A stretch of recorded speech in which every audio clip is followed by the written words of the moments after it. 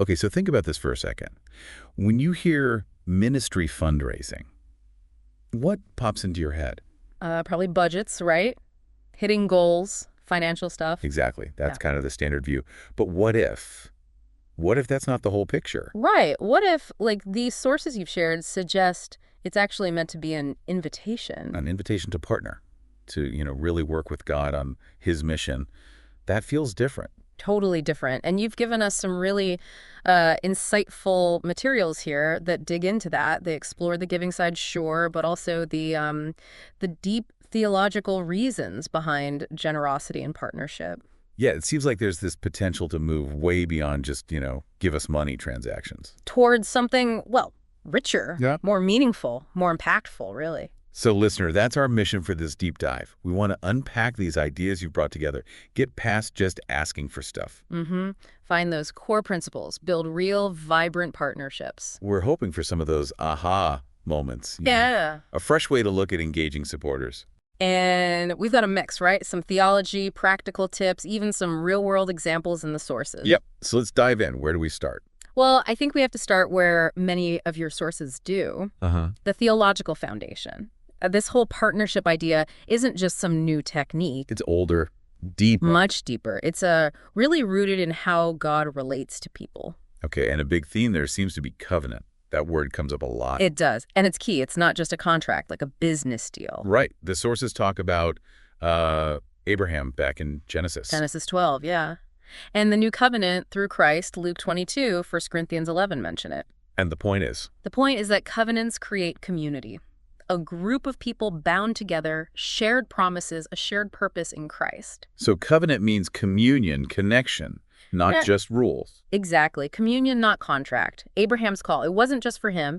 It kicked off this whole covenant community. Okay. And the new covenant, which we remember in communion, it does the same. It underlines our shared identity, our shared mission. And that changes how we see giving. Totally. If we're in this communion together, then our gifts aren't just donations. One source calls them sacramental offerings, kind of echoing communion itself. Wow, okay. Sacramental offerings. So giving is part of being connected in Christ. That's the core insight, yeah. Participating through giving shows we're part of this shared life. Which leads right into how the early church handled things, doesn't it? It does. That connection between communion and generosity is super clear there. You see it in Acts, right? Yeah. Chapters 2 and 4. They shared everything. Freely. And the sources stress, it wasn't like an obligation they had to meet. It came from somewhere else. It came from their spiritual connection, their closeness. Their material unity just reflected their spiritual unity. That's fascinating. It wasn't forced. It just happened. It seems like it was a really organic outflow of their shared life in the Spirit. Yeah. And then you have the Macedonians Paul talks about in 2 Corinthians 8. Oh, yeah. They were poor, weren't they? Extremely poor. But Paul says they overflowed with generosity, driven by joy. Despite their poverty. Yeah, their giving, their sacrifice, it showed how deep their spiritual bond was. So the insight there is, real generosity. It flows from that spiritual closeness, that community feeling. And it's not just about money, is it? The sources are clear on that. Definitely not. Time, talent, treasure, all of it.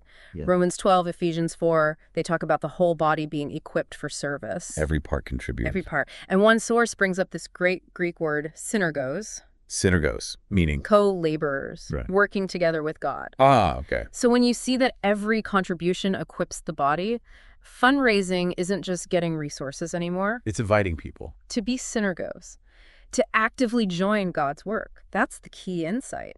It's not filling a budget. It's offering people a real role in what God is doing. So, okay, boiling that down, the theological foundation tells us partnership is really an invitation into God's work, not just giving stuff. Beautifully put. It's about joining the work itself. Which naturally changes how we do things, right? The practical side. Has to.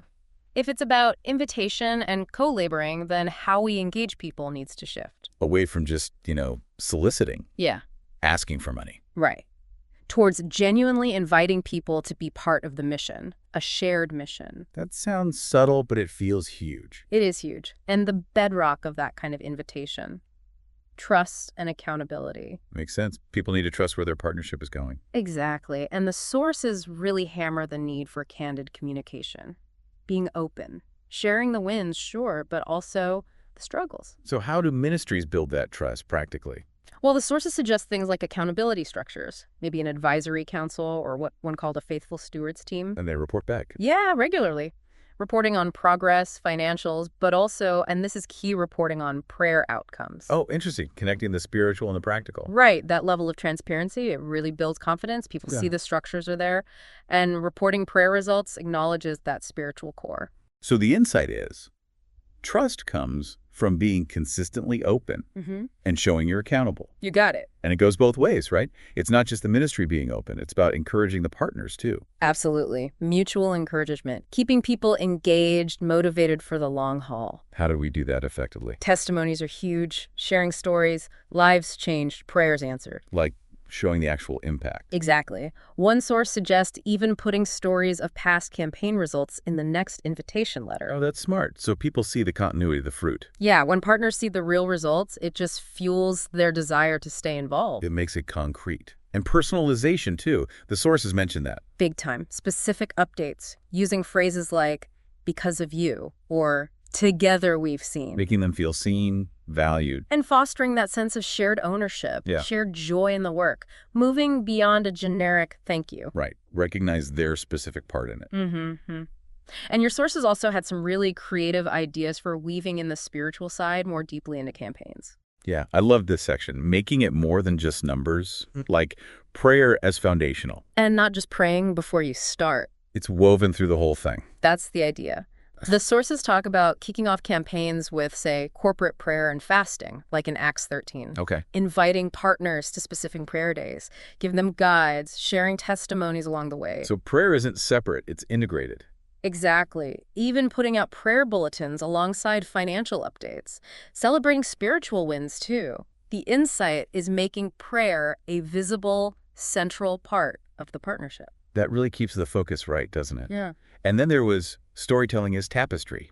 Love that image. Me too. It's about framing things with a narrative arc.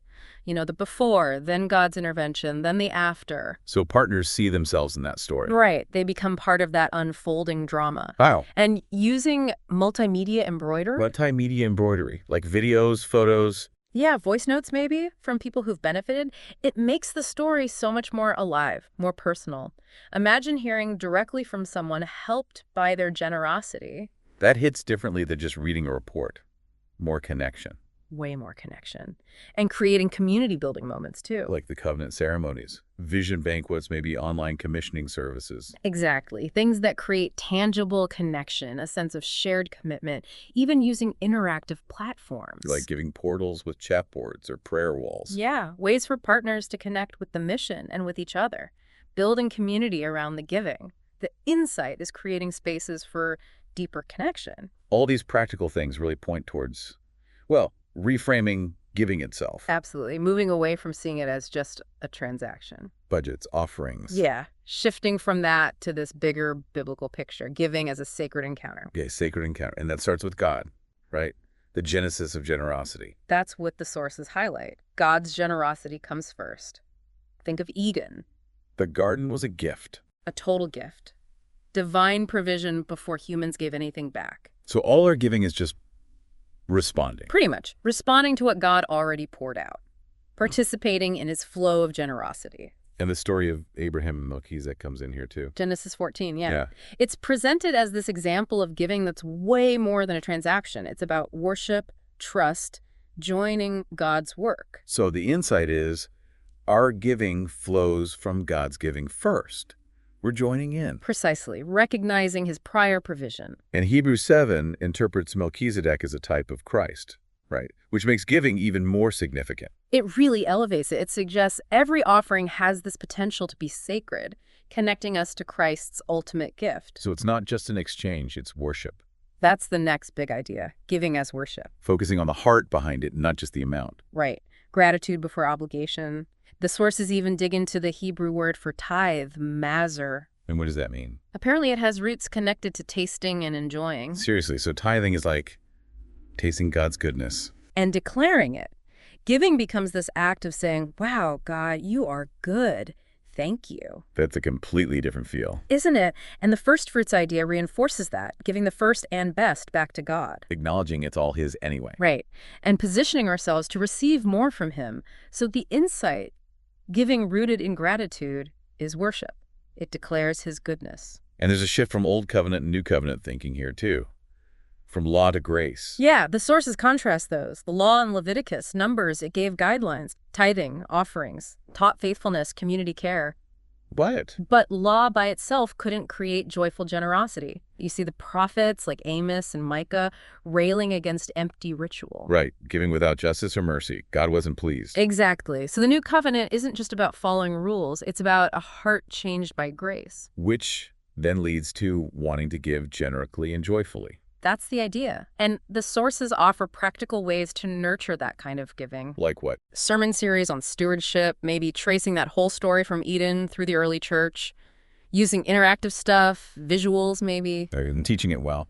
and discipleship groups focused on giving. How would that work? Accountability partners, sharing resources, maybe practicing hospitality together, micro-giving, volunteering as a group. Making it practical, lived out in community. Yes. And ideas for families, too.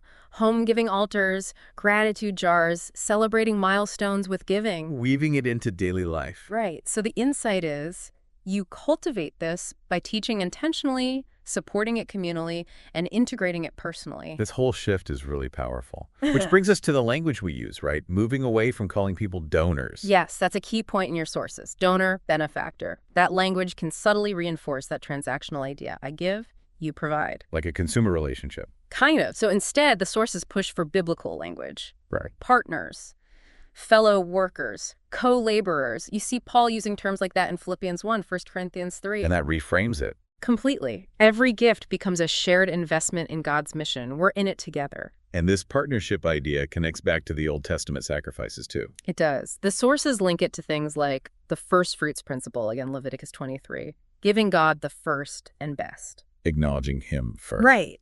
And the whole priesthood of all believers idea, hinted at even back with Aaron in Leviticus 9, it points to this collective devotion. We're all part of this. So every offering is like a group act of gratitude and dependence. You could see it that way. And while the sacrifices dealt with sin, they were also about more than just atonement, weren't they? The different kinds. Yeah. Burnt, grain, peace offerings. Yeah, Leviticus 1 to 3, they each had layers of meaning: surrender, daily dependence, fellowship, peace with God. The whole tapestry of meaning. Exactly. God's holiness meeting our need, rekindling devotion. And then Paul, in the New Testament, he picks up this thread. How so? He talks about giving, like in Philippians 4 or 2 Corinthians 8, not as just sending money, but as sharing koinonia in God's mission. Sharing in the work. Sharing in the common cause. So the big insight here, using words like partner and understanding these deeper roots helps build that sense of shared mission. It's that joyful sacrifice again, connecting people in purpose. Okay, so practically, how does this change how we, say, run a campaign? Well, your sources stress grounding it all in prayer and vision first. Seeking God together, like Acts 13. Starting with listening to God. Yes. And then casting that vision clearly, using those powerful narratives we talked about, not just asking for funds, but inviting people into the story. Transforming the transaction into joining a movement. Beautifully said. And then, crucially, keeping them updated, showing the real-time impact their partnership is having. It all comes back to invitation and true partnership, doesn't it? It really does seem to be the central theme. Okay, so as we wrap up this deep dive, let's crystallize those main takeaways for our listener. What should they really hold on to? Okay, I think 4 main things stand out. First, fundraising, biblically speaking, is fundamentally inviting people into partnership with God. It's theological at its core. Right, not just practical. Second, there are real practical ways to cultivate that partnership, moving from asking to inviting, building trust, encouraging each other. The how-to. Third, we need to reframe giving itself. See it as worship, as a sacred encounter, flowing from God's generosity first.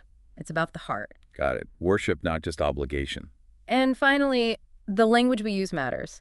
Shifting from donors to partners, co-laborers, reflects that deeper reality and helps cultivate it. Those are really powerful shifts in perspective. So listener, as you chew on all this, here's something to consider.